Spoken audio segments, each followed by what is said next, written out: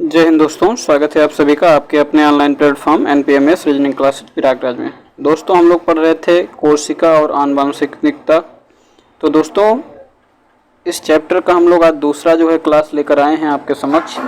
तो आप लोग वीडियो को लाइक कर दीजिए, शेयर कर दीजिए और सब्सक्राइब कर लीजिए दोस्तों। और मैं आप लोगों के लिए वन लाइनर क्वेश्चन इसी तरह लाता रहूँगा। ठीक है दोस्तों, आज हम लोग की बायोलॉजी की दूसरी क्लास है। इस पर हम लोग देखते हैं कैसे कैसे क्वेश्चन पूछे गए हैं।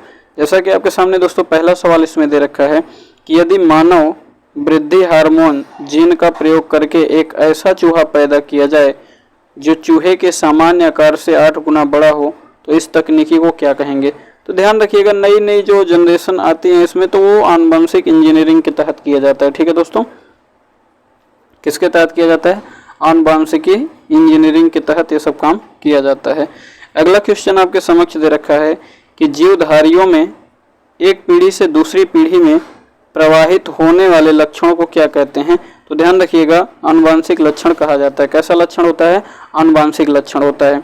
फिर कह रहा है दोस्तों आनुवंशिकता सिद्धांत के जनक कौन है। तो ध्यान रखिएगा, बहुत महत्वपूर्ण सवाल है ये दोस्तों, ग्रेगर जॉन मेंडल। ये बहुत बार पूछा गया। ठीक है, अगला क्वेश्चन आपसे कह रहा है दोस्तों कि जीवों में आनुवंशिक लक्षणों का एक पीढ़ी से दूसरी पीढ़ी में संचरण होता है, इसे क्या कहते हैं भैया? तो गुणसूत्रों के द्वारा होता है। किसके द्वारा होता है दोस्तों? गुणसूत्रों के द्वारा होता है।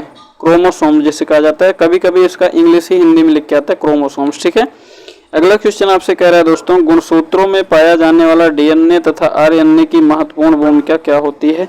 तो ध्यान रखिएगा, डीएनए और आरएनए की जो महत्वपूर्ण भूमिका होती है वो आनुवंशिकी संचरण में इसकी महत्वपूर्ण भूमिका होती है। तो इसको आप लोग ध्यान रखिएगा। ठीक है दोस्तों, चलते हैं हम लोग दोस्तों अगले क्वेश्चन की ओर देखते हैं। अगला सवाल आपसे क्या कह रहा है? अगला क्वेश्चन आपसे कह रहा है दोस्तों कि जीवों के कार्य विशेषताएं और संबद्ध तथ्यों का वैज्ञानिक अध्ययन और अजीवित तंत्रों पर प्रयोग किया जाता है। तो ध्यान रखिएगा, ये बायोनिक्स के तहत इसका प्रयोग किया जाता है, बायोनिक्स के तहत। आगे कह रहा है जीवन क्षय कार्यों को विनियोजित करने वाले नियमों का विवेचन करता है। तो कौन करता है दोस्तों? तो ध्यान रखिएगा, ये बायोनॉमी विज्ञान करता है। ठीक है, कौन सा विज्ञान करता है? बायोनॉमी विज्ञान। अगला क्वेश्चन आपसे कह रहा है दोस्तों 1 लाख वर्ग के सफल अस्तित्व के बाद निएंडरथल मानव का विलोप होने लगा तो इसका स्थान किसने ले लिया। तो ध्यान रखिएगा, इसका स्थान लिया है क्रो-मैग्नान ने। किसने लिया है? क्रो-मैग्नान ने लिया है। तो इसको ध्यान रखिएगा। ठीक है दोस्तों, चलते हैं अगले क्वेश्चन की ओर देखते हैं। अगला सवाल आपसे क्या कह रहा है? बहुत ही महत्वपूर्ण सवाल है दोस्तों। तो इस सवाल में आपसे कह रहा है दोस्तों नर युग्मक जिसको हम लोग कहते हैं शुक्राणु तथा मादा युग्मक जिसको हम लोग कहते हैं अंडाणु के आपस में सम्मिलन से युग्मनज बनने की क्रिया को क्या कहते हैं। तो मेल और फीमेल का जो इंटरकोर्स होता है तो उसको कहा जाता है निषेचन। ठीक है दोस्तों, निषेचन कहा जाता है।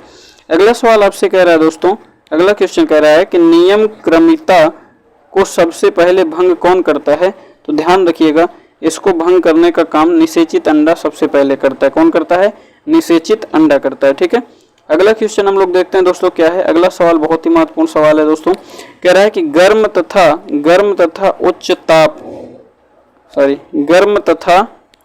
उच्च ताप रक्त वाले जंतु होते हैं। किस टाइप के जंतु होते हैं ये सब? तो ध्यान रखिएगा, नियत तापी या जिसे हम लोग कहते हैं समतापी जंतु होते हैं। ठीक है, अगला क्वेश्चन आपसे कह रहा है दोस्तों स्तनधारी वर्ग में रक्त का सबसे अधिक तापमान कितना होता है। तो ध्यान रखिएगा, बकरी का। ठीक है, बकरी औसतन 39 डिग्री सेल्सियस होता है। अगला सवाल आपसे कह रहा है दोस्तों अर्धसूत्री विभाजन में अनियमितता से होता है। तो ध्यान रखिएगा, डाउन सिंड्रोम नामक बीमारी होती है। ये बहुत बार एग्जाम में पूछा गया है। इसको मैं जो है दोस्तों स्टार मार्क दे रहा हूँ। ये बहुत बार पूछा गया। अर्धसूत्री विभाजन की अगर डिस्टर्ब होने से कौन सी बीमारी होती है? तो डाउन सिंड्रोम होता है। ठीक है, अगले क्वेश्चन की ओर चलते हैं दोस्तों। अगला सवाल आपसे जो कह रहा है कि डाउन सिंड्रोम, देखिए उसी से फिर सवाल बना है। डाउन सिंड्रोम एक आनुवंशिक विकार है जो होता है।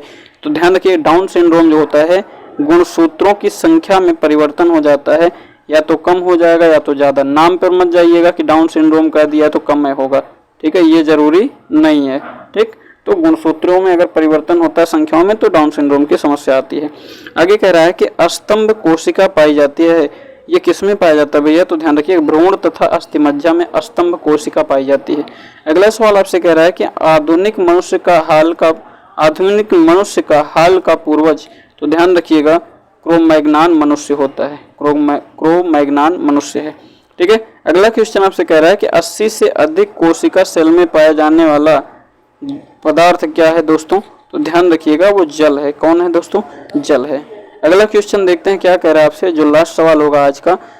इसमें कह रहा है कि जीव द्रव्य 99% बना होता है। बहुत महत्वपूर्ण सवाल है, इसको ध्यान रखिएगा। जीव द्रव्य किसका बना होता है? तो ध्यान रखिएगा जीव द्रव्य बना होता है ऑक्सीजन का, कार्बन का, हाइड्रोजन का और नाइट्रोजन का। ऑक्सीजन उसमें कितना % होता है भैया? तो ऑक्सीजन होता है आपका उसमें 76%, कार्बन होता है 10.5%, हाइड्रोजन होता है 10% और नाइट्रोजन होता है 2.5% होता है। ठीक है दोस्तों, तो आज की क्लास दोस्तों यहीं पर समाप्त करेंगे। आज के लिए वीडियो बस इतना ही रहेगा दोस्तों। आप लोग वीडियो को लाइक करिए, शेयर करिए, सपोर्ट करिए और मैं आप लोगों के लिए नेक्स्ट क्लास की वीडियो कल आपके लिए लाऊंगा। तब तक के लिए दोस्तों जय हिंद, जय भारत, शुभ रात्रि।